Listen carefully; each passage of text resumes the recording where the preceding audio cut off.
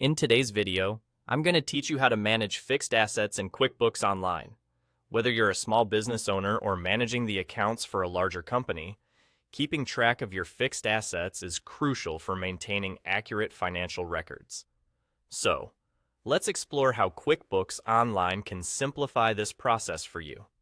To begin, open your QuickBooks Online account and direct your attention to the left-hand panel where you'll find Advanced Accounting. Click on this option. This is your gateway to accessing more detailed financial management tools that QuickBooks offers. Once you're in the Advanced Accounting section, look for the Fixed Assets tab and go ahead and click on it. This is where the real magic happens when it comes to managing your fixed assets. Now, within the Fixed Assets tab, you'll be greeted with a comprehensive list of all your current fixed assets. This list is your central hub for viewing and managing all relevant details about the assets your business holds. You'll find everything organized, allowing you to easily access the necessary information. To delve deeper into specifics, click on the asset you want to inquire about. This will open up a detailed view where you can see important information such as the asset's depreciation details.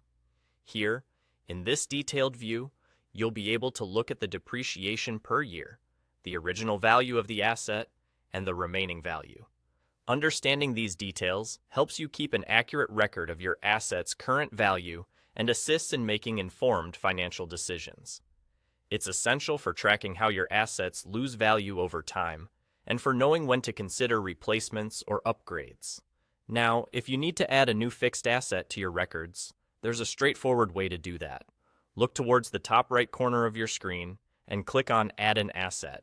This function empowers you to populate your asset list with all the important acquisitions, ensuring your financial tracking stays up to date. As you fill in the details, be as accurate as possible to ensure that QuickBooks can help you accurately track its depreciation. In cases where an asset is no longer relevant or was sold, you might want to remove it from your books. QuickBooks makes this easy as well. Next to each asset, there's a small caret icon. Click on this icon, and you'll see an option to delete the asset.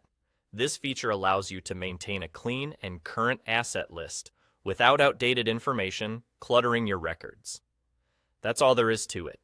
By following these steps, you'll master the art of managing fixed assets in QuickBooks Online, making it a seamless part of your accounting routine.